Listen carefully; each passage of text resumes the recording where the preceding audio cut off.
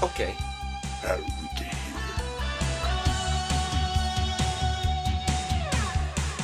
Good morning, Cedar Rapids. Hey, salutations.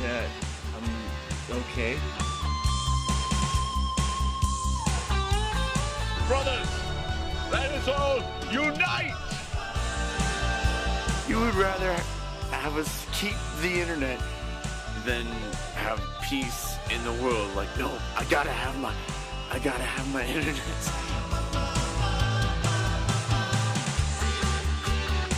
Live in front of an internet audience, it is the I'm Clifford Today show. Let's give a big hand for all you lovely people.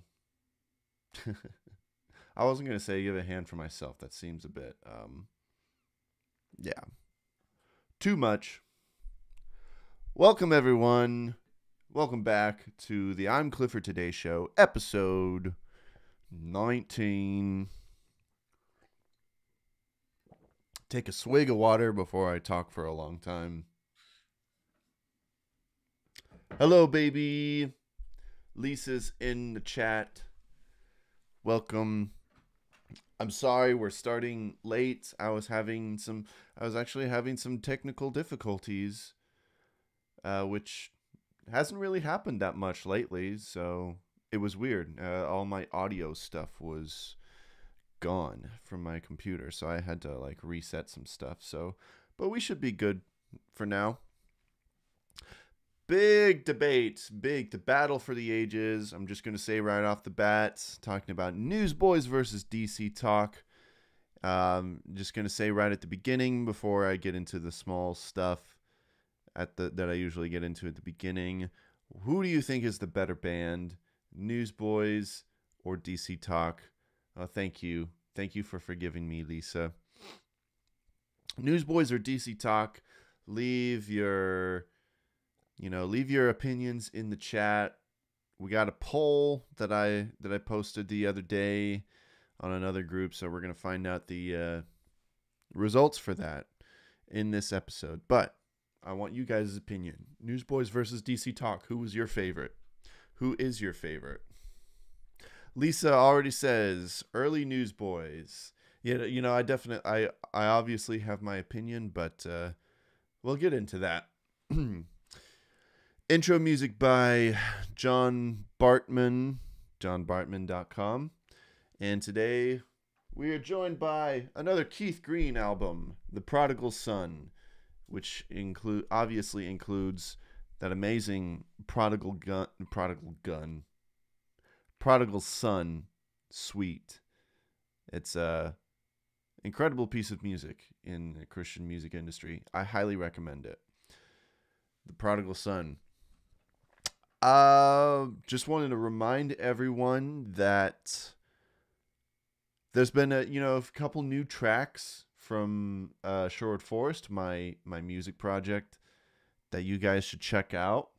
One of them is Even in the Wild, which you can find on any music platform. It's on Spotify, iTunes. Is it even iTunes anymore? I guess it's Apple Music. Even in the Wild by Sherwood Forest. You can find it on Bandcamp as well if you want to support me directly. Also, another track that is exclusively on Bandcamp. It's called Noble Fantasy. So Noble Fantasy by Sherwood Forest. Be sure to look those up. I'm working on some new music and it's really exciting. So, yeah. Also, don't forget about merch. Yay, Sherwood Forest, my favorite band. It should be your favorite band. Don't forget about merch. Got a link in the description if you want some shirts with my name on it, so people can it should confuse people to think that you're Clifford, because the shirts actually say I'm Clifford Today. So if you really want to confuse people and have them ask, what is that? What do you mean you're Clifford Today? And then that'll give them the chance for you to spread the good news about I'm Clifford Today. Is that borderline blasphemous? I don't know. No, I think it's okay. Gospel is technically not originally a religious term. It is just the Greek word for good news. So Anyways, yeah, merch. Also want to remind everyone, it's been a couple weeks, but my audio feed video, What is Audio Feed, is out. That's a video. The reason why I talk about it a lot is because I worked really hard on it. It's not a live stream video like these. It's something that I actually worked on for a few months that you guys should definitely check out. It's something I'm really proud of, and I think it's something interesting. And if you've been curious about Audio Feed Festival, or if you've never heard about it, I suggest you check that out. It's a good entryway into knowing more about Audio Feed. So, anyways, we got some housekeeping to do. Had a few comments regarding the last episode, and last episode was a bit spicy, as I always say. Regarding, the last episode was regarding we need to talk about Semler, a self-professed Christian artist from the LGBTQ community. If you want to hear my thoughts on it, you can check out the last episode from a couple weeks ago. But as surprisingly, not really a lot of comments on specifically Semler. So, but yeah, if you just want a quick rundown of what that episode was about, just talking about this artist who identifies as queer, who also identifies as Christian, and a Christian artist. And Semler is just, an activist, to say the least, and has, been encouraging the Christian music community to be accepting of people like her. And I talked mostly about just all the different artists that were, affirming of her, and it was kind of disappointing to hear some of the other ones. And so not only me, but we also have Jonat, who was very disappointed to hear that. In fact, Jonat says, very disappointed in Reliant K and Switchfoot. I agree. It is disappointing, but all we can really do is pray for them. Pray for, and I said this in the last episode, pray for Reliant K and Switchfoot and all those other artists that I mentioned and Semler. We pray for them. Anyways, next up we had Ian Apocalypse. Great vid, dude. Thanks, man. I appreciate it. On a side note, check out Gable Price and Friends. They're a really amazing Christian artist. Their interviews and lyrics are very thought-provoking. I assumed he meant to say thought-provoking instead of tight-provoking. Tight. Anyways, thanks for the suggestion. Ian, I can actually say that Gable Price and Friends was a name that sounded familiar, but I had not actually heard their music, so thanks to you, I actually did check out a couple of their songs, and I'm actually really interested.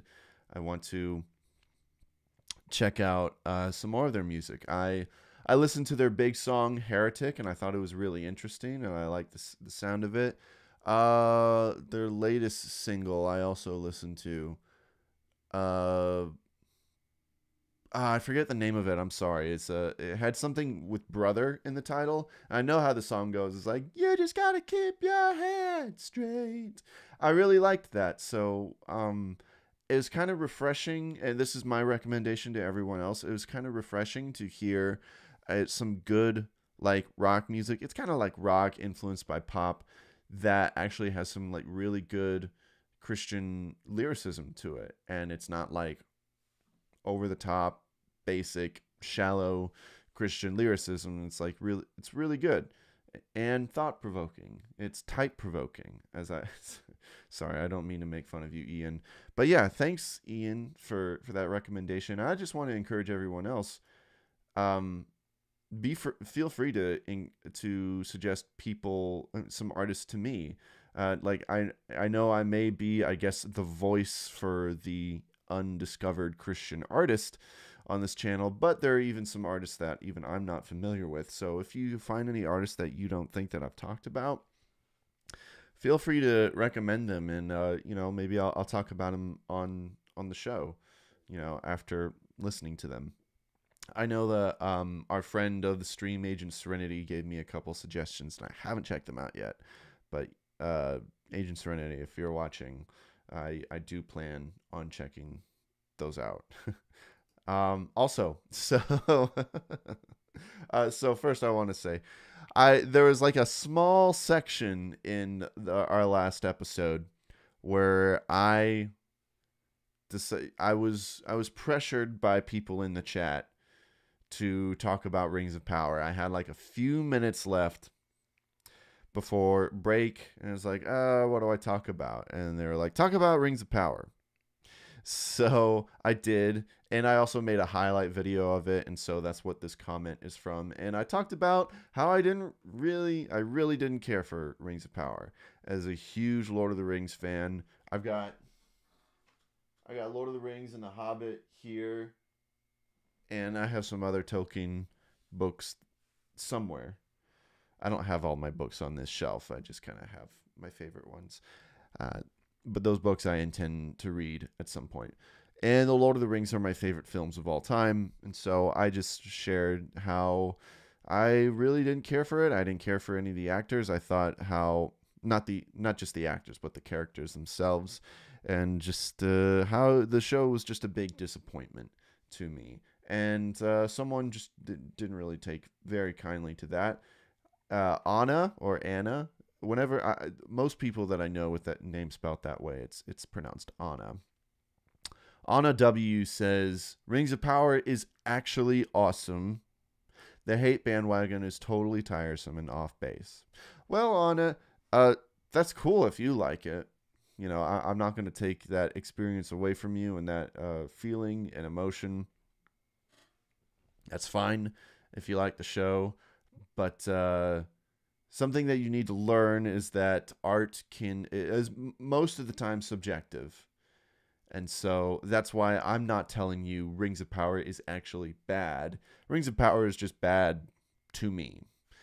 And I did respond to your comment, but I just want to repeat that just because someone doesn't like Rings of Power doesn't mean that they're joining any kind of bandwagon. People can just really not like it. I don't feel like I'm joining the bandwagon because most of the people I know actually like the show. A lot of people that I see on like social media and such, a lot of people like the show. I just don't. And you know what? That's okay. And that's okay if you like it too. But anyways, don't expect me to talk about like secular shows and movies too much on this show. It was just a one-time thing. So unless you really, really want my opinion on some things. But thanks, Anna, for your comment. And lastly, of Greg Hopper, who's a friend of the channel. He said he comments on in my humble opinion highlight video. He said, you might want to play a 10 or 20 second blurb of the song you were talking about would help the listeners. I agree. And I would, and that's what I usually do in my edited videos. But the thing is, is that since I'm streaming on Twitch can I don't want to risk being pulled off of Twitch because of copyrighted material. Technically, yes, I can just play like a few seconds and I'd probably be okay.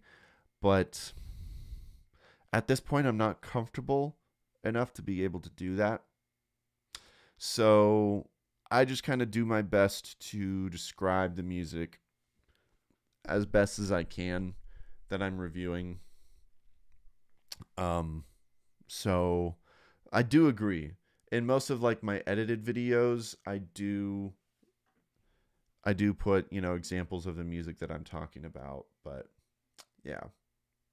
So, but thanks for your insight. I don't know, maybe someday if I feel brave, I'll start doing that. But at this point, I don't want to be kicked off of Twitch. I don't want my streams to be cut, while I'm talking about stuff, but we'll see. Lisa in the chat says, Bubby's too, she calls me Bubby, by the way. Bubby's too hipster for bandwagons. Yes, it's true.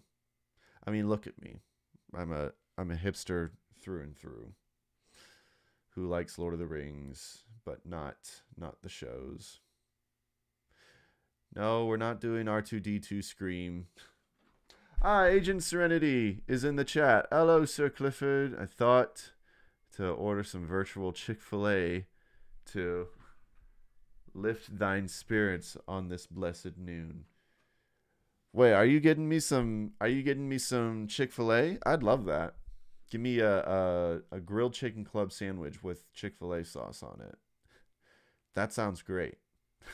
Anyways, welcome to the chat. I was just talking about you a second ago because you recommended to me some music that I hadn't listened to yet. So that's all I was saying about it. Anyways, okay. So I think that I did have a little bit of a promo for you guys, just a little bit of a clip. My other podcast, the Podwood Forecast, has just released a new episode. Wow. Because we usually take like a month to release, sometimes longer than that. Closed on Sunday, you're my Chick-fil-A. Baby, just too much PDA. Too much PDA on this show. That is a great lyric from Mr. Kanye West, though. Anyway, so I decided that with any new thing that I come out with, I'm just going to share a clip of it with you guys. So I have a little bit of a preview of our latest episode of the Podwood Forecast. We did an episode on 2 albums that we like. Mitchell picked an album that he liked, and I picked an album that I liked. And we both listened to each other's albums, and we shared our thoughts about it on the show. And so Mitchell's pick was The Black Parade by My Chemical Romance, and my pick was One Wing by The Chariot. Kanye West's name is Ye or Ye now. Is it officially? Because he said that like years ago, and it never really stuck. But anyways, here's a quick clip of the Podwood Forecast just to gauge you guys' interest. So there's some bands though where I'm like, oh my god, I used to like them, but whenever I go back to Black Parade, I'm like, dang, like I almost just like it more now because now that I'm, I guess, a little more musically inclined and I pay more attention to like production stuff, like just the way the album is made and stuff. I'm like, okay, this is just like, it's not just nostalgic. I'm like, this is just like a really well made and well written album and like well performed and stuff. Yeah. And it's pretty agreed amongst just like music critics and like production heads and like music producers that it's a really well made album. So I'm like, oh, it's kind of like vindicating to feel like, okay, I liked this as a kid, but it was actually good, right? Because a lot of the times I look back on stuff I liked and I'm like, this was not great. Like a lot of the like, for once in my teenage screamo life, I was right. Yeah, like Attack, stuff like that. Where I just look back and I'm like, oh, like why did I ever think this was cool? But that never happened with Black Parade. What's wrong with having techno breakdowns in your metal? Yeah, music? auto-tune screaming over techno breakdowns, so bad. But yeah, there was a lot of trash, but there's certain things where that just, I feel like only like they aged well. It's very rare for stuff like that to age well, but I feel like this one did. All right. So if that interests you, you can go check out Podwood Forecast on any podcast platform. Lisa's singing in the chat now. When I was a young boy, my father took me into the city to see a marching band. It's a great song, actually. I really enjoyed it. Anyways, I think that's all. The Podwood Forecast. That's all the housekeeping. Let's get to the nitty-gritty of what we're talking about. Newsboys versus DC Talk. Now, Or DC Talk versus Newsboys. I guess that's the title I gave. So I had the idea of this. I had the idea for this topic a few months ago. Yes, no, that My Chemical Romance is not Christian. But, you know, Podwood Forecast is our chance to talk about things that aren't Christian. Although The Chariot is Christian. So that podcast is half Christian. Just saying. So I was having a conversation with my father. This was a few months ago. And I don't remember what brought up the conversation, but we happened to be talking about the Newsboys. And brought up DC Talk. And I was saying how, like, yeah, I love the Newsboys, but I kind of really feel like that DC Talk was the more popular and more accepted, well, not accepted, but I guess, yeah, more popular band of their time. And my dad had kind of a hard time believing that. He's like, what? Really? It's like, I feel like I heard more from the Newsboys than DC Talk. And I'm just like, I don't know. Most of the people that I talked to were huge fans of DC Talk. Like, yeah, a lot of people loved Newsboys. But yeah, that was just my opinion, is that I just feel like a lot of people really I mean, what is the album that everyone talks about is like the quintessential Christian album? Not just rock album or anything or alternative, but I really feel like Jesus Freak is the quintessential album that everyone points to in terms of just like a good Christian album. I may be wrong, but that's kind of been my perception. It's not really my opinion. See, I loved Newsboys, you know, everyone knows. Huge Newsboys fan. Classic Newsboys. But I also really loved DC Talk growing up. My favorite album was actually Supernatural. I don't know, as a kid. I'm not saying that it is now, but I kind of wore that album to death. And yeah. But, you know, back then I was just a fan of a lot of things Christian music. You know, Newsboys being my favorite, I did listen to a lot of DC Talk. I also really loved Audio Adrenaline. You know, of course, I listened to Toby Mac when he was doing his solo stuff.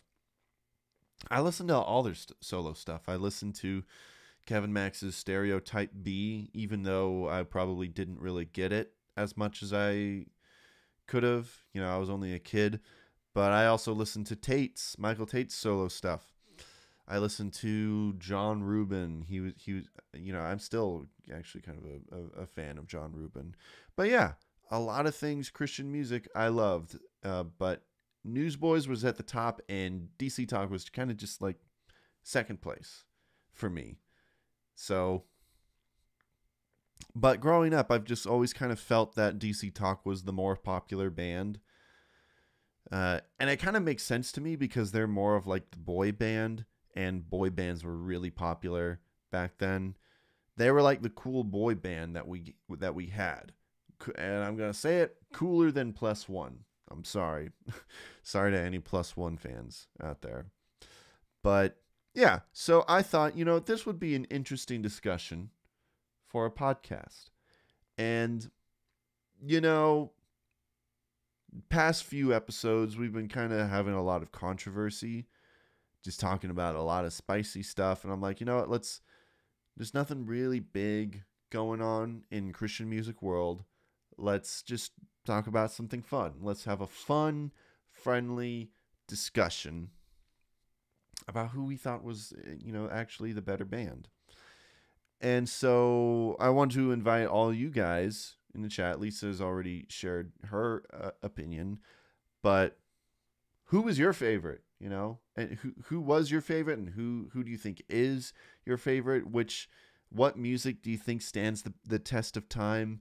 I'm keeping it open and vague, but yeah, share your thoughts in the chat. We're gonna have this discussion here, and something that I did. Oh yeah, I forgot. There's something that a little bit of visual aid for us here. DC Talk versus Newsboys begin. Sorry, there's some epic rap battles of history reference there for you. Lisa says, early Newsboys, I only knew one DC Talk song growing up. Oh, which one was that? Was it Jesus Freak? That's the one that everyone knows. My sisters listen to... Well, I owe a lot to my sisters. They kind of introduced me to basically everything that I listened to back then. They're responsible for introducing me to Newsboys, which actually started with... They introduced me to the Down Under the Big Top movie. That was my introduction to Newsboys. Jesus Freak, yeah. See, that makes sense.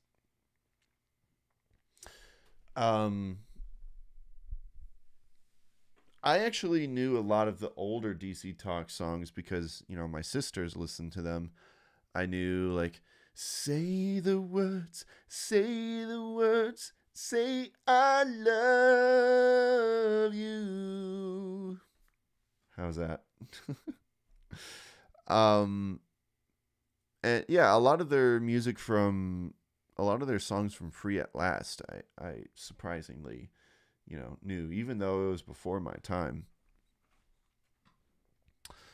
But anyways, something that I did was that there's this big Facebook group that I'm a part of, people that I appreciate and have shared my content with before, and they've been very, very kind to me. It's a Facebook group called 90s Christian Music Daze, D-A-Z-E. And so I decided to share... Oh, you don't know that one? Yeah. It's from their album, Free at Last. Say the words, yeah. So I decided to share this conversation with them, and I gave them a poll. And before we go to the poll results, we're going to look, because I asked them to share their reasoning for who they thought was the better artist, you know, the better band. And I kept it very vague, and so we're going to read a few of those comments. Just for, we're going to read a few of them before we go to a break, but, you know, there are quite a few of them. So, yeah, I said, hey guys, this Saturday I'll be doing a live stream on my channel, blah, blah, blah, blah, and we'll be having a friendly discussion. Who is the better Christian group, Newsboys or DC Talk? And I would really like you guys' help. Feel free to vote below as you give your reasoning in the comments. Thanks. I think this will be fun. So, Benjamin left a comment. Agent Serenity says, I'm going to be honest, I remember far more Newsboys songs than DC Talk. And Lisa says, same. See, the truth is, the thing is that DC Talk had a shorter-lived career than Newsboys. I mean, obviously, Newsboys are still going. But even during Peter Furler era, you know, I think the DC Talk... Is the DC Talk thing getting in the way? I'll move that up. That looks really bad, but oh well. We're having fun here. So yeah, DC Talk had a shorter-lived career than Newsboys, obviously, but even compared to the Peter Furler and John James era, they had a shorter career. And so Newsboys had a lot more opportunity to have a lot more hits than Jesus Freak, DC Talk. So I think it makes sense that we know a lot more Newsboys hits than DC Talk, but yeah, I see your point. Yeah, Newsboys had more of a chance because, like, you know, DC Talk disbanded back in 2000, I think. Early 2000s at least. And Newsboys continued to have hits after DC Talk. I mean, like, He Reigns was a huge hit, and that was after DC Talk times. So, just considering that, yeah, I think that's true. Anyways, Benjamin left a comment. I put DC Talk because they are my favorite band of all time. I do feel like each group made significant and revolutionary contributions to the genre in their own unique right, though. I agree. Agent Serenity says, I do enjoy My Will, In the Light, What If I Stumble, and Colored People. Yeah, all of those except for My Will were on Jesus Freak. So yeah, great songs. And My Will, I was actually listening to that the other day. I came across a live video of it. I'm like, man, this is good. And that one was, I remember that was featured on the compilation album Exodus, which I highly recommend. It's got some good stuff on there. It's got some Jars of Clay and such. And yeah, My Will was a great jam. It's kind of crazy to think that DC Talk, you know, they had their start in like really old school 90s hip hop music. And then, you know, with Jesus Freak, they just changed their sound and, you know, just kind of became a mishmash of like Nirvana and hip hop. But they pulled it off well. I can actually say, I think DC Talk is a group that I can say there isn't really any groups, any even secular groups that I can really compare them to, honestly. Like, yeah, they had their different inspirations, but DC Talk was very unique, especially with what each member brought to the table was so unique. At least with Jesus Freak and Supernatural. Their early albums, they just kind of sounded like, you know, any other Christian hip-hop group. But they just became, they were a very unique group, that's for sure. All right, so we're going to get to more comments from the 90s Christian music days and more discussion about DC Talk and Newsboys, and we're going to get to the final results of this poll. Not to say that it is the definitive decision. You know, this is all just in fun, and I already have said I already have my opinion. Everyone knows how much I love the Newsboys, so, but that doesn't matter. I just want to hear what the people say. So anyways, we're going to get back to that and after this break. And so don't go away. We're going to have some more friendly Christian debate. Decent Christian debate. We should just be called DC Debate. Fun fact, that's what DC stands for. Decent Christian. So Decent Christian Talk. Anyways, we'll be right back. After these messages, we'll be right back. Yeah.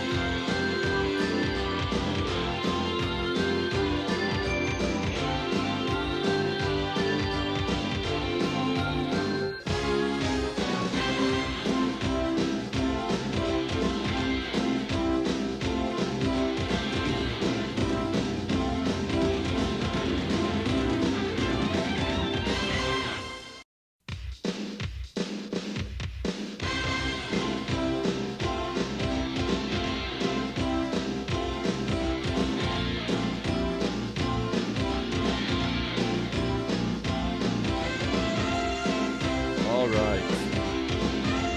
Gonna bring it back now, y'all. Continuing to have the debate of the ages. These are the real debate questions that should be asked. Keep these in mind for the next presidential debate. Who was the better band, DC Talk or Newsboys? Well, I think that's a very important Anyways, we're back for more Christian debate, friendly Christian debate. Be sure to leave your thoughts in the chat or in the comments if you're watching this later. But yeah, some more comments to get through. So Brian says, DC Talk. Having said that, I still really liked the Newsboys.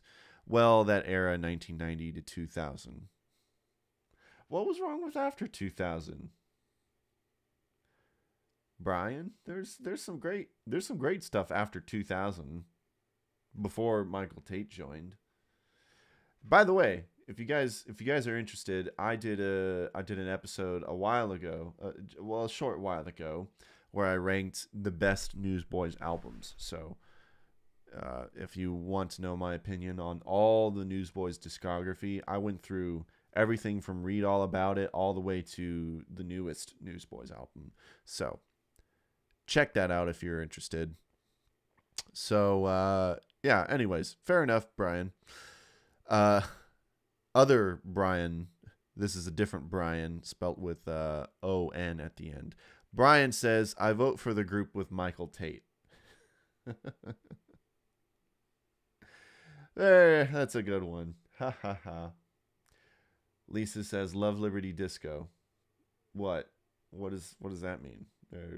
Are you finally turning around on that? Actually, I'm going to out Lisa right now. I spent the weekend with her last weekend, which is why I wasn't able to do any streams last week, and I apologize, guys.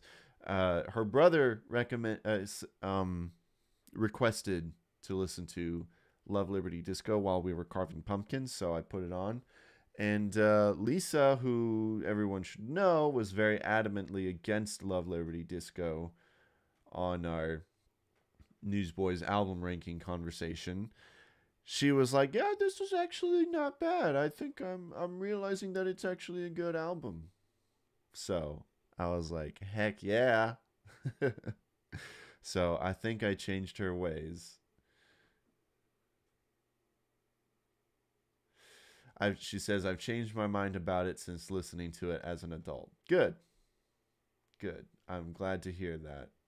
Glad I can have some influence. It was very boring as a youth. I agree. I felt the same way at the time. But yeah, I love it now. Agent Serenity says, speaking of bands, I was wondering, would you be open to posting the lyrics for some of Sherwood Forest's other songs? Possibly they could be translated in other language. That'd be cool. Huh. So, for those of you who might have missed, I was talking about Sherwood Forest earlier. Sherwood Forest is my musical group. I think we have all the lyrics to our songs on our Bandcamp. I know I at least have the lyrics to the new songs. They're on there. But if not, I'm going to have to take a look and see. But yeah, I could definitely look into that. I don't know about translating in other languages. I wouldn't know how to go about that. I mean, you could, if the lyrics are up there, you could copy and paste into Google Translate, but yeah, not sure. I hope that answers your question. But thanks for showing interest in my lyrics. Anyways, so Josh comments, oh yeah, he was commenting, what are the parameters across their entire career? Just their 90s output, overall impact? Do Newsboys 2.0 count? I left it vague on purpose mostly because I wanted to hear some interesting conversation from people. So to answer your question, yes. Sorry I didn't answer your question in time. So, but it looks like Josh commented his opinion anyways. Later on in the thread, he says, I'm going Newsboys for longevity. Even if you only count their 1992 to 2009 output, it's really strong. DC Talk only had 3 albums of consequence. Now, if you'd asked me as a teen, I'd have said DC Talk, no question. I get you. So you were a bigger fan of DC Talk when you were younger, but yeah, 1992 to 2009, just, you know, it's all pretty solid, except for their first few albums, but that was just, you know, that was my opinion. But yeah, most of it is a lot more strong. And DC Talk, 3 albums of consequence. I would argue 4.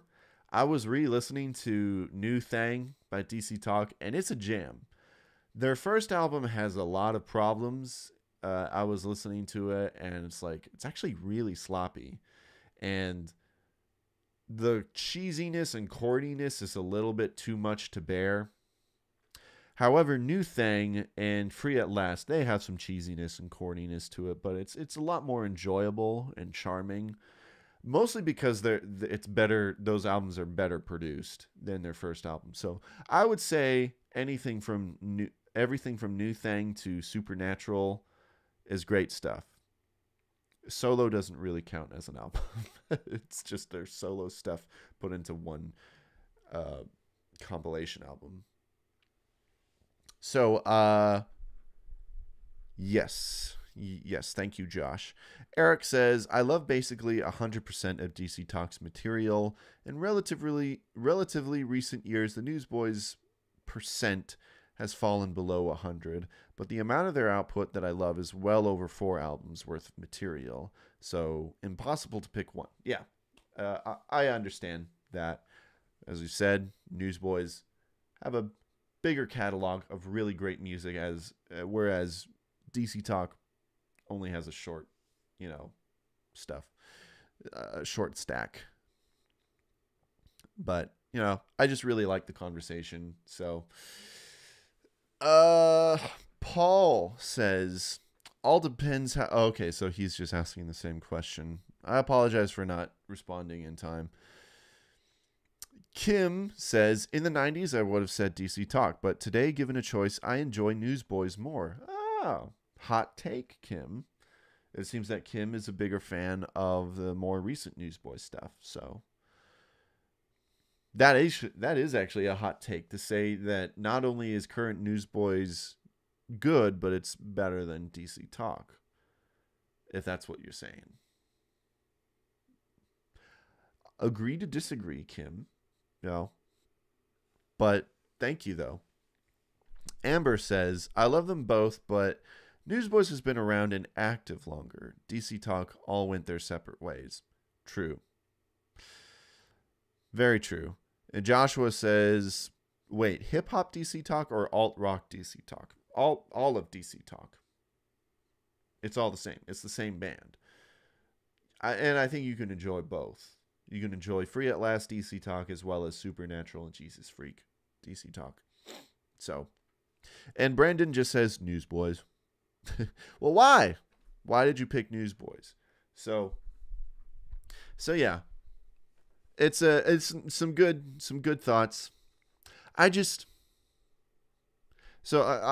give my opinion before I share the poll results. There were 53 votes on this post. And yeah, I agree with what everyone is saying, is that Newsboys had a bigger chance of outdoing DC Talk just because of how much longer they were or are together. Even if Newsboys quit at 2009 when Peter Furler left, they'd still have a greater category than DC Talk. With all of their flops, I mentioned in the Newsboys album rankings episode, there are a couple of Peter Furler albums that I'm not too hot on, such as Devotion. In the Hands of God is kind of a mixed bag, but overall I like it. But yeah,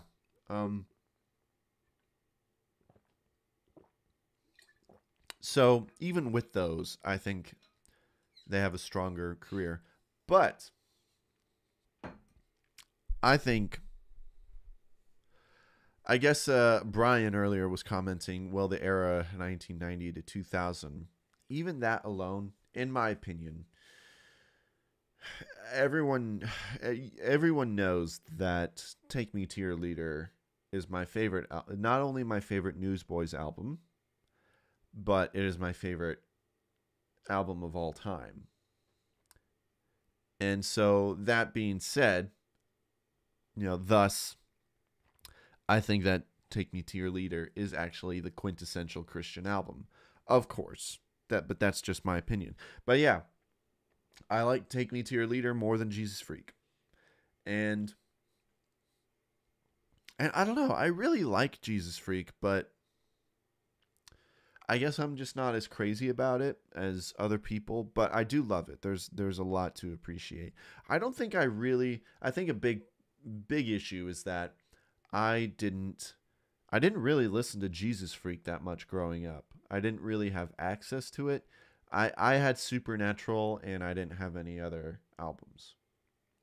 But I was familiar with a lot of the songs. Mostly because my sister used to have mixtapes, actually. So that's a throwback. She had some actual mixtapes of different Christian music, and I would listen to them sometimes. And there were a lot of Jesus Freak songs on there. So, but anyways, I do feel like I don't have as much of a connection to Jesus Freak as other people. Maybe someday I'll revisit it. Heck, maybe I'll do a DC Talk album ranking episode sometime. Although that would be a much shorter episode than the Newsboys one. Maybe I'll do DC Talk plus their solo stuff, not including Michael Tate Newsboys. That would be interesting. Let me know if you guys would be interested in that.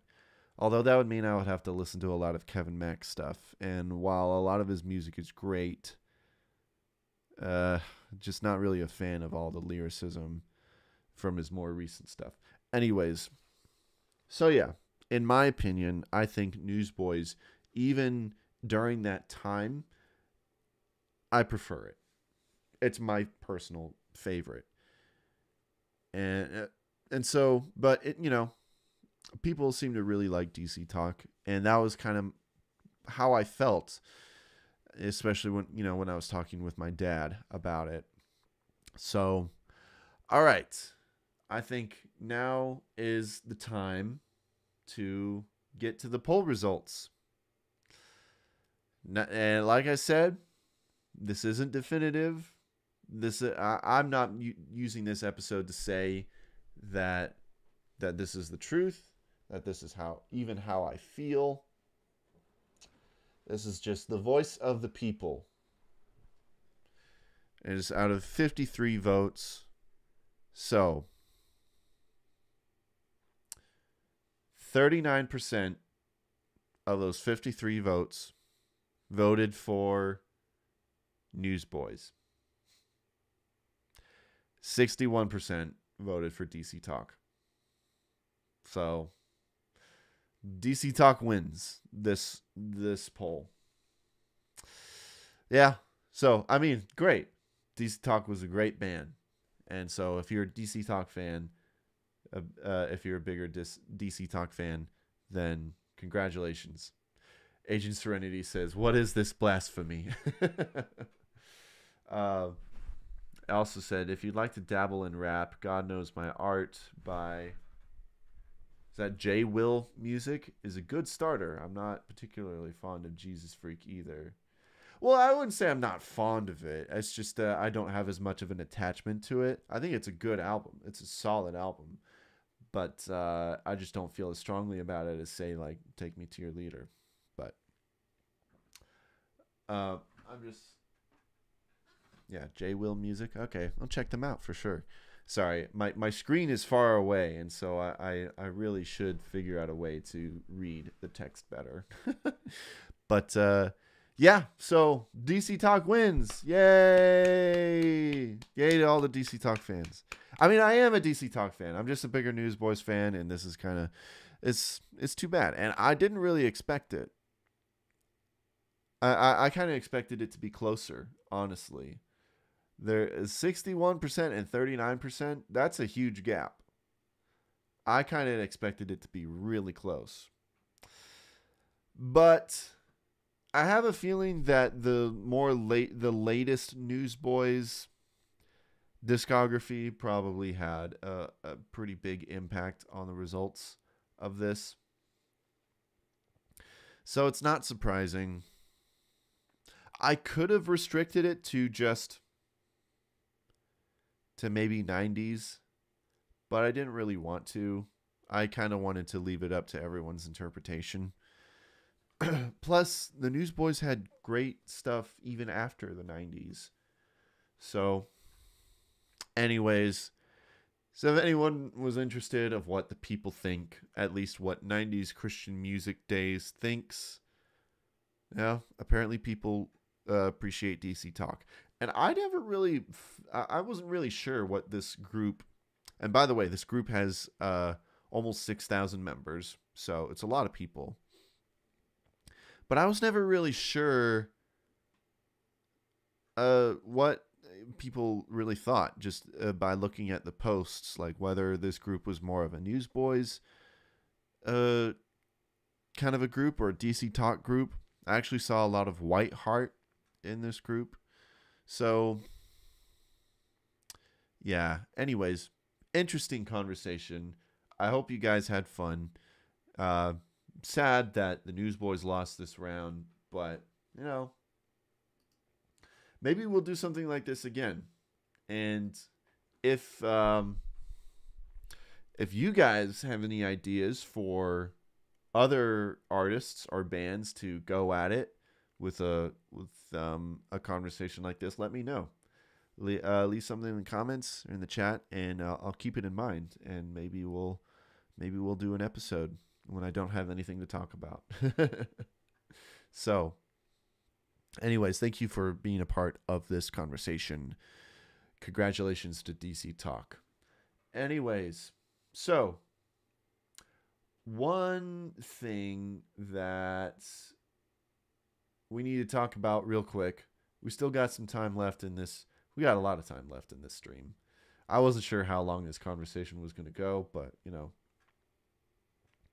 I wanted to talk about, so a few days ago, Winter Jam was announced. Winter Jam 2023? 2022? I don't even know what they're calling it. But the new Winter Jam tour was announced, and the lineup was announced, and so I wanted to give my reaction to it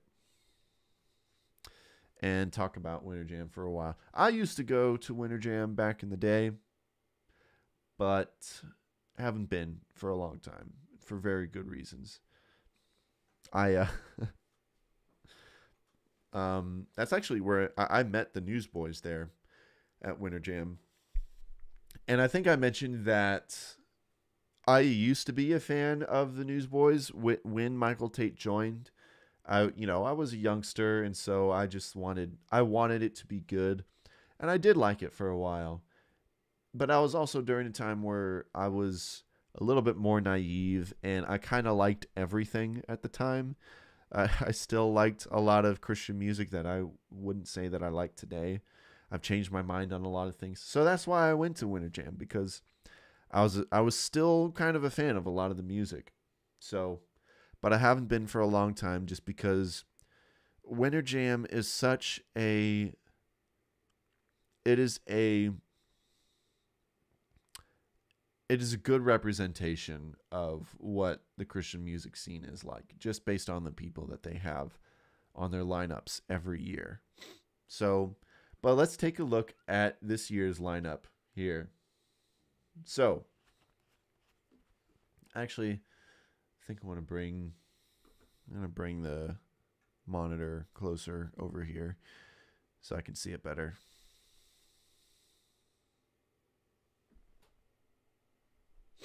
So the big artist that they have announced this year is We the Kingdom and Jeremy Camp. Those are like the two big headlining ones. And Jeremy Camp is so... and We the Kingdom. A lot of the artists that I see on this lineup are so milquetoast, in my opinion. Nothing against them personally. I actually like Jeremy Camp as a person. I think he's really a charming guy, you know. And I think his story about his wife is very inspiring. He was on the Elisa Childers podcast with John Cooper, you know. And so Jeremy Camp and John Cooper are people that I don't like their music really at all, but I like what they say.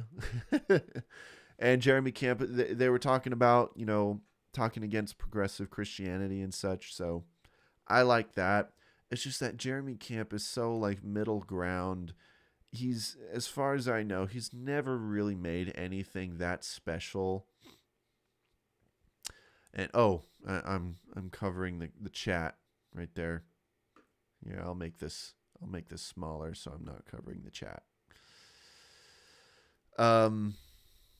Agent Serenity in the chat says, I miss the old rock music Jeremy Camp from back in the day. I kind of agree with you. I mean, at least he was doing something edgy back then. But even then, I wasn't too hot on Jeremy Camp because I didn't really feel like that he was bringing anything new to the table. He was just kind of sounded like Cutlass, you know? And so I never really got into Jeremy Camp. But yes, I do prefer that Jeremy Camp over current Jeremy Camp. Because you listen to current Jeremy Camp and it's like... A while ago, I did a review on one of his latest albums. I don't even know if it's his newest anymore. But is the most unoriginal pop music, even Imagine Dragons inspired stuff. And it's just so middle ground. And so I just don't really find anything interesting about the music that Jeremy Camp makes. And it's fine if anyone likes him, but just like I never really found him that special. We the Kingdom, you know, they're a much newer band, of course. I kind of feel the same about We the Kingdom. In fact, I feel the same way about We the Kingdom that I have about Ren Collective. They're both... See, I love folk music. I had a big folk music phase back in the day when I discovered Mumford & Sons, but I still listen to folk music. I love folk music. But We the Kingdom and Ren Collective are bands that I felt like it was just the most basic folk music that wasn't really anything special. Now, while I love folk music, most of the artists that I like at least are unique enough to have their own voice. And I never felt that way about Ren Collective, and I never felt that way about We the Kingdom. They're just, you know, run-of-the-mill Christian folk music. And that's kind of what... I mean, a lot of Christian artists have kind of gone in that direction over the past few years of kind of just... They rode the wave of that folk sound, and it just sounds like the most generic folk music ever. And a lot of it just sounds like music that you would hear in a car commercial. So yeah, nothing really that special about We the Kingdom, in my opinion. I'm very surprised that they got Andy Mineo on this tour. Agent Serenity says, "Preach, sir." Thank you. I'm glad I get some affirmation here. But Andy Mineo kind of surprises me a little bit with this lineup because okay, I'll be honest, I'm not too familiar with all of Andy Mineo's stuff. But what I have heard is quite, you know, artistically pretty interesting. And so I never really felt that Andy Mineo was like quite in the mainstream like Lecrae or Trip Lee, someone like that. So it is surprising, but I guess maybe Lecrae or Trip Lee just, you know, couldn't make the tour, so they got the next more popular one. I guess he was really popular for You Can't Stop Me, or how, you know, you can't stop me. He had a really good song that I actually really liked called Heartbeat. So, I don't know. I'll say I'm not as familiar with Andy Mineo's music, so we'll see. Ann Wilson, I'm not really that familiar with her music. I can't really name a song by her. So, not really any opinion there about Ann Wilson. But my expectations is she's just kind of, your everyday female Christian artist. Hardly any of them really stand out to me except for Lauren Daigle, which I don't really even like Lauren Daigle that much. But at least Lauren Daigle she's been very influential. And ever since Lauren Daigle came out, or got big, all I've been really hearing is like Lauren Daigle wannabes. So, anyways, just a little hot take on Lauren Daigle right there. We also got Disciple, which is an interesting one. They usually, with every Winter Jam tour, they always have their hard rock bands. Like, they usually have Skillet or Red, and it's usually one of the two every year. So I guess neither Skillet or Red could really make this tour, so they got whoever else. I used to be a big fan of Disciple. When I listened to this I was just getting into metal, and so there was a lot more like straightforward, heavy rock music that I listen to. I don't really listen to them that much anymore. They're not really my thing, but I at least have some respect for them, for what they do. And I appreciate the fact that their lyrics are very, very biblically based for the most part. I remember when I used to listen to their albums, you would look in the pamphlet that came, or the booklet, and you look in their lyrics for the songs, and they always had like a scripture reference for all their lyrics, and I appreciate that. And so I appreciate Disciple for who they are. I may not really like their music that much anymore, but it's a choice that intrigues me, especially since I'm pretty sure I haven't listened to their music in a long time, but at least the music that I did listen to, I'd say they're probably heavier than Skillet or even Red, because they get they get pretty screamy. I mean, Red gets screamy, but Disciple has like heavy breakdowns in a lot of their songs. In fact, I remember one of my old bands, we did a cover of one of their songs, the Battle of St. Augustine. It's pretty intricate metal breakdowns in that stuff, and it's fun. So we'll see. Austin French, I have no idea who that is. Which is probably why he's not like one of the bigger, top biller ones. So probably just another carbon copy of like, a Jeremy Camp type person. Excuse me. I don't know if any of you could hear that, but I'm really hungry right now.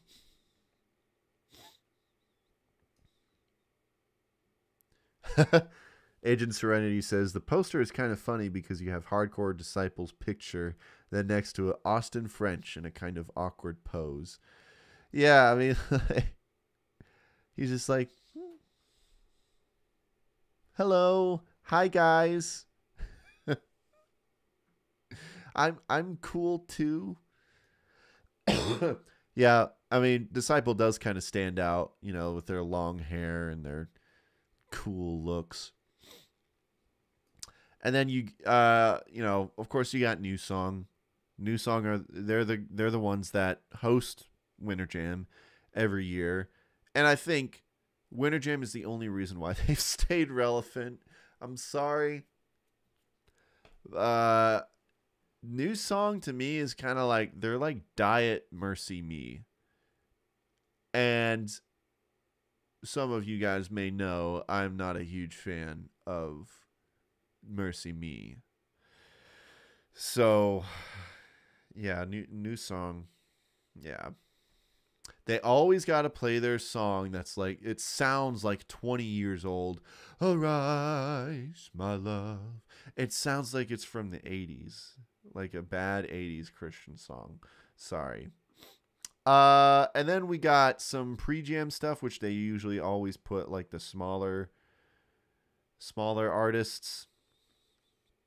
And, you know, I know I'm covering my face right now. I just want you guys to see because they're so small.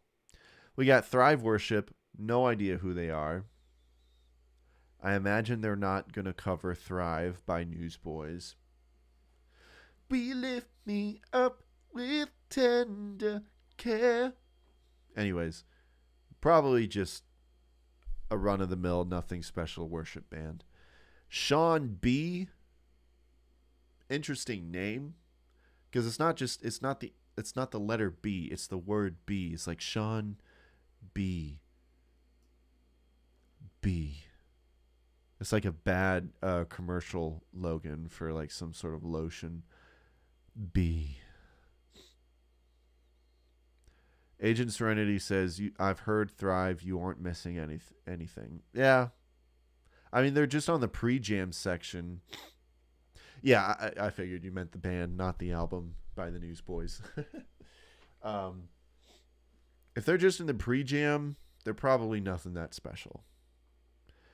And so we got Sean B. and Renee. I don't know any of them. Renee looks like oh man, what was that one girl duo that was kind of popular? Tegan and some, I don't know who I'm thinking about.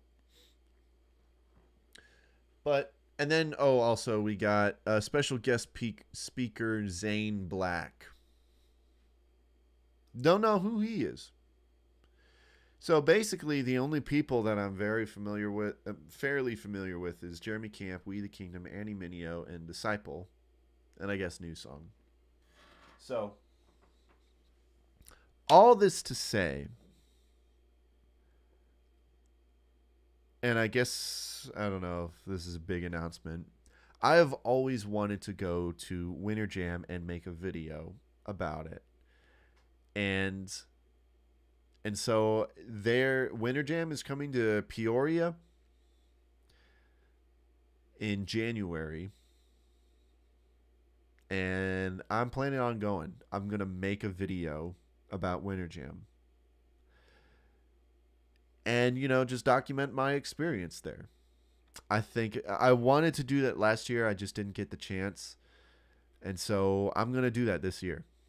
I'm saying it. I'm announcing it to everyone right now. Come January, I'm going to film it. I'm going to film my experience. And it's going to be a fun time. And yeah, I've always wanted to do a Winter Jam video and call it, I went to Winter Jam, so you don't have to. It's going to be so harsh.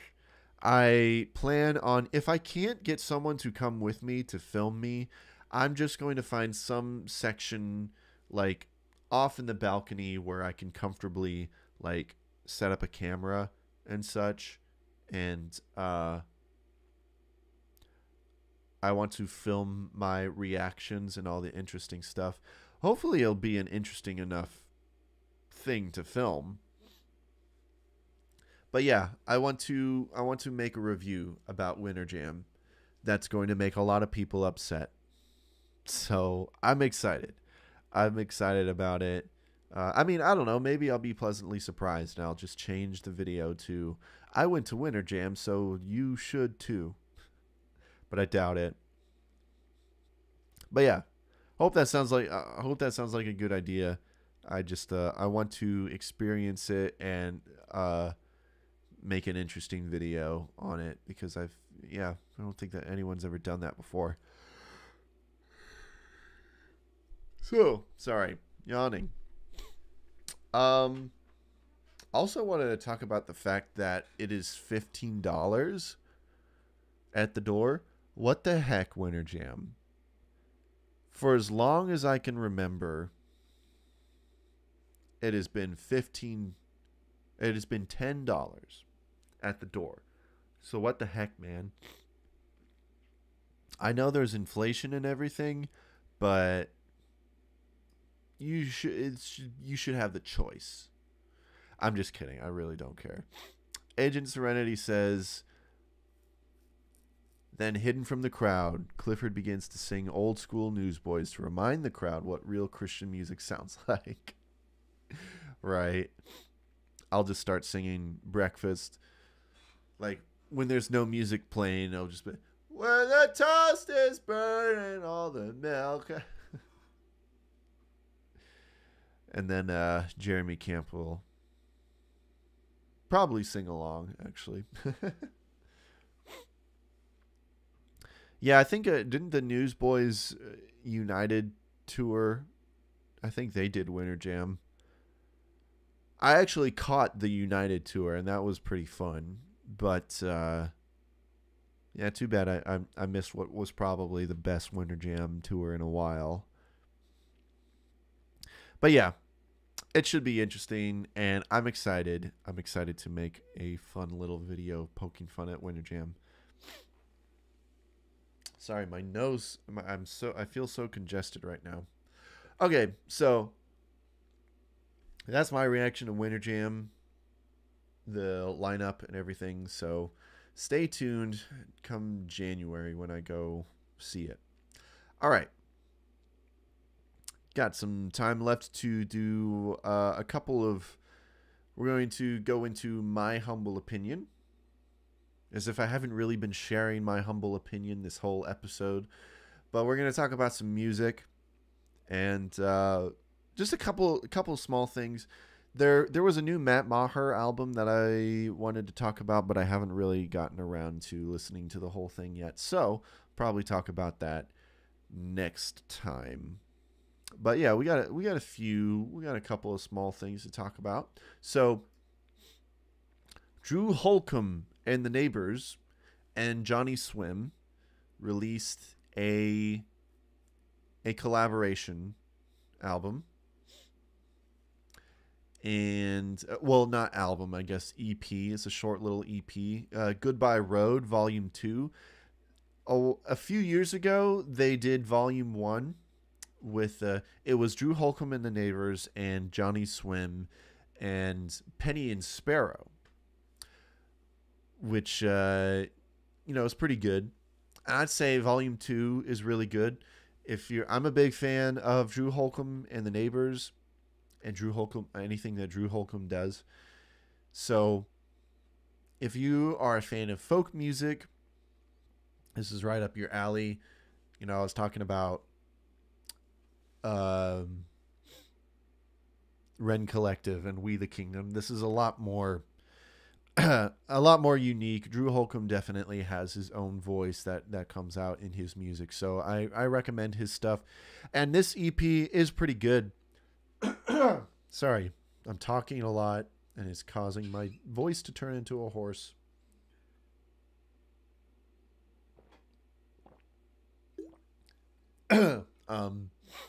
So yeah, this EP is pretty enjoyable. I honestly haven't really listened to a lot of Johnny Swim, but this EP has got me interested to check out more of their stuff. I think this is a good collaboration.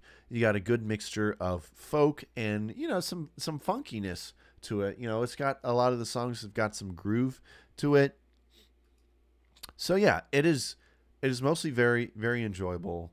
Kind of short. I wish it was longer, but it's an EP. It does have some distinctions from the original, the first Goodbye Road EP. Mostly because I think it's the presence of Penny and Sparrow and Drew Holcomb. They're both very folk based, and so the acoustic kind of sound has a lot more influence than the kind of like funkiness that I'm pretty sure that Johnny Swim brings to it. So, however, so my favorite songs is probably Isn't Everything a Love Song and What Have We Got to Lose. There's a lot of songs that are very encouraging and hopeful and uplifting. So if you want some good feels, then this is a good EP. However, there's a very weird moment in one of the songs. Song is called Hard Times, Come Again No More. And I wish I could play it. I don't want to be cut off for copyright. But there's a really weird moment, I think around the second verse, about a minute or so into the song, where I'm pretty sure it's like pitch correction. So I don't have anything against pitch correction. I know a lot of people are purists about that, but I don't have a problem with it. I think it's fine. Used to a degree, as long as it's not too distracting. I've used pitch correction on my music before. It just, helps a lot in some ways. I mean, it can't really help a lot if you're a bad singer. But anyways, there's this weird moment where Drew Holcomb is singing, and it's like, I don't know how to describe it. It's like, it gets really funky. The pitch correction, it sounds like it's the pitch correction because it sounds like it's a technical kind of mistake, but his voice goes like, or something like that. And like, I had to listen to it a few times and I'm like, am I really hearing this? Because whatever it is, it sounds like a mistake. And I continued to listen to the song even after that point, and the pitch correction does sound very... Agent Serenity, it more warbles. It doesn't really skip a note. It just kind of goes crazy for just a split second. Where he's like, and yeah, but yeah, as I continued to listen to it, the pitch correction does sound a bit funky and a bit too much. So I don't know if that's a mistake and maybe Drew Holcomb is going to correct it, because I'm pretty sure you can go into whatever distributor you use to put it onto Spotify and just kind of switch it out. I feel bad if that is an honest mistake and they like released some physical copies. I don't know if they did, but yeah, it was just really weird and really distracting. And so I'm sorry to say that there's it's been I don't know the last time I heard something that was such a mistake in something so professional sounding. But yeah, it was just really weird. And so if that's intentional, I highly doubt it. But anyways, I'd still say, like, it's just like a second in one song. I'd still say that the EP is worth it. It's fine. It's a good, solid EP. I'd give it like maybe a 6 or a 7 out of 10. It doesn't like blow me away or anything, but also that little mistake in there does kind of bring it down a bit. So sorry, Drew. Sorry, Johnny Swim. But yeah, if you're interested, if you want some good, like, solid folk alternative Christian music, is good stuff to check out. So Goodbye Road Volume 2 by Drew Holcomb and the Neighbors and Johnny Swim. And one other little thing, we got a special thing that to talk about, to review. A friend of the channel, Benjamin Daniel. I had him on the show. He's the one interview that I've done so far. I might do some more interviews, but and he was also on the audio feed video. That's where I met him. And some of you may know he was highly regarded by Jesus Freak Hideout. They like named his album, I think it was the top indie or alternative album of the year that it came out. So he's not one that you want to miss out on. And in the interview that I had with him, some of you guys may remember, he talked about how he was working on a new album and how that album was going to be about the passing of his mom that happened recently. And so he has released 2 singles off of that upcoming album. And so really excited about that album. But yeah, so Home Enough for Now and Mother's Day, those are the 2 singles. and it's really great. Continuing with some more folk music, folk acoustic. It's just really solid. He's a terrific songwriter, and Home Enough for Now is basically him being open and honest about his feelings, about what he's dealing with, and his relationship with Jesus, and how everything has been affected by the passing of his mom. And it's just really good stuff. And Mother's Day, production wise, I think is my favorite. There's some really great moments in there. It's obviously a song to his mom, of course, and yeah, it's really great. It's very melancholic. Is that the word? I don't even know. But also just like, and I've said this about his music before. The production makes it like very interesting to listen to. So it's not a boring listen at all. But it's just it's beautiful melodies, beautiful arrangement. We're a big fan. We're a big fan of you, Benjamin Daniel. So I'm excited, really excited for the upcoming album. So check out his latest singles, Home Enough for Now and Mother's Day. So, and like I said, I wanted to talk about Matt Maher's new album, but I'll get around to that later, hopefully.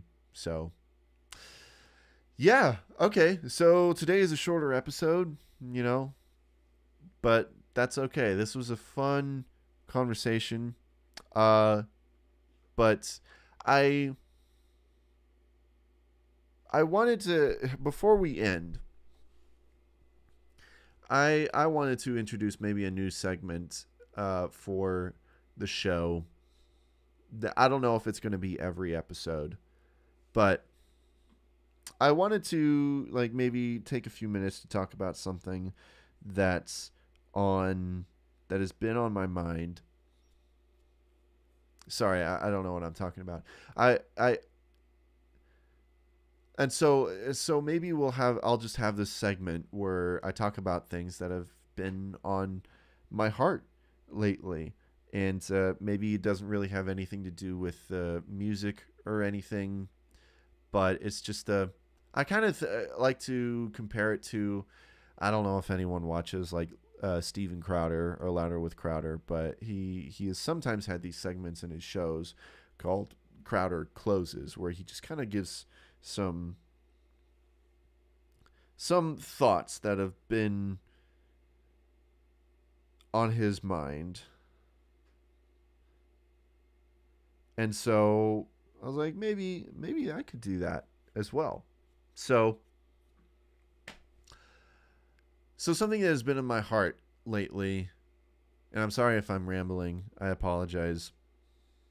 Something that has been on my heart lately is, I was thinking about the passage in Mark chapter 8, and I was thinking about where the church is heading to. Last time we were talking about all these Christian artists that are coming out and affirming a lot of progressive Christian beliefs and ideologies, and how disheartening it is to me.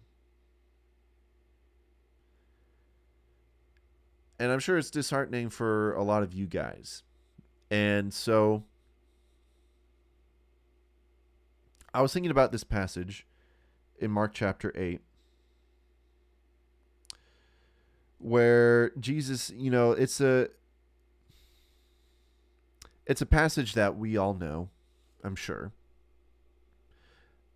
I'm sorry, I'm trying to find where it was. Oh yeah.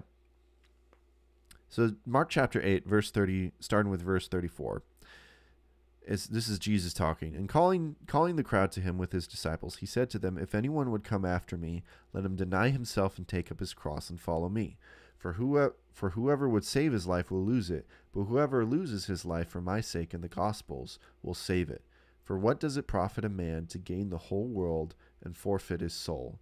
For what can a man give in return for his soul? For whoever is ashamed of me and of my words in this adulterous and sinful generation, of him will the Son of Man also be ashamed when he comes in the glory of his Father with the holy angels. So it's a passage that, we're all familiar with, I'm sure, especially the part, for what does it profit a man to gain the whole world and forfeit his soul? And I was thinking about that. And I was thinking about the fact that I feel like a lot of Christians, when they hear that passage, they think in the more like material sense and like wealth. Like or maybe even fame. It's like, what does it, how much worth is it to gain the whole world but to lose his soul? Toby Mac had a whole song about it. I don't want to gain the whole world and lose my soul. But I feel like a lot of people these days don't even really think about that, what it could also mean. And I think about a lot of the Christians who are becoming more progressive in their ideology. And what my diagnosis is, what I think is happening with a lot of these Christians, is that they are becoming too much a part of the world, and they like the things of this world. They like the opinions of the world. They like the opinions of society. And that slowly over time has become, for most of these people, this is a generalization, but I feel like a lot of these people are they are caring too much about what the world thinks, and they are liking what the world thinks, and they want the world. They want the affirmation that the world gives. They want the praise that the world gives. And so I feel like we as a church, many people in the church, have put their guards down. And they may say at the beginning, oh no, I still believe everything in the Bible, and all that is still important to me. But they still get involved in the world, and I'm trying to word what I'm trying to say correctly, but they start to care too much about the world and its perception of them. And so that starts to compromise what is important. It starts to affect the way that they believe, because what the world offers is becoming way too important to them. And I think that that's something that Jesus had in mind when he was saying those things. Like, yeah, we can be affected by wealth and fame and all that, but I think for the everyday Christian, it goes a lot deeper than that. And so I think we need to get back to a place where we are segregating ourselves from the world. Like, not in the sense that we're not interacting with the world and we're not, evangelizing in any way. But I think there are too many Christians that are starting to like the world too much. And we need to remind ourselves that, we're not made for this world. We're made for better things. And we shouldn't let the things of this world affect the way that we believe. And I think that's a big problem these days. We forget that the world is sinful. And we're just liking it too much. So we need to be on our guard, and we need to remember that the world, Satan rules this world, and he wants to bring us down. And he entices us with ideologies that sound nice. He entices us with the sinful things of this world. And I think that also includes, it's nice to be accepted by the people of this world. and we let that get to our heads. Agent Serenity says, funny enough, I was listening to Sunlight and Shadows from Poor Old Lou a few days ago on the way home from work. One of the lyrics is, have you become so dull, so cold? Does the truth leave an awful taste in your soul? Pretty much sums up current church when you realize Jesus willingly allowed his own creation, humanity, to torture him to death. You won't care what the world thinks because nothing it can give can match the value of Christ. That's good stuff. I need to listen to more Poor Old Lou. I agree, and I think that too many Christians they're just not on their guard, and they're not asking themselves, have you become so dull, so cold? They're not asking themselves, does the truth leave an awful taste in my soul? And they're not self-aware, and they're not realizing that they are being affected by the things of this world and by how the world teaches, and they're going with the flow. I know that's a very like 90s, early 2000s youth group Christian way of looking at the world, is going against the flow. That's something that we were taught a lot in youth group. But I think it's true. We need to go against the tide because the world Satan wants to bring us down. And so he's going to do it in very sneaky ways. He's not always going to be so upfront about the way that he attacks us. So do not forfeit your soul for the world. Always remember that. It will gain you nothing. Stay strong in Christ. And that's basically all I wanted to share. Praying for you guys. Thank you so much. I know this is a very most of this episode was very lighthearted until we got to the ending, but that's hopefully you guys are okay with that. And maybe I'll do stuff like this more in the future. This was just something that was on my heart, So anyways, that should do it for this episode. Thank you guys so much for checking out this week's episode. Be sure to subscribe and to like the video if you liked what you heard, what you saw. If you like looking at my beard, leave a like and subscribe. I'm currently working on some videos, kind of working on multiple videos at the same time, but I'm working on my John James video. Got a fun video that I did with Mitchell that I'm going to be working on, so I'm excited about that. So stay tuned for that. Leave a rating and review on Apple Podcasts, and we'll give you a shout out on the show. We need more people reviewing on this show.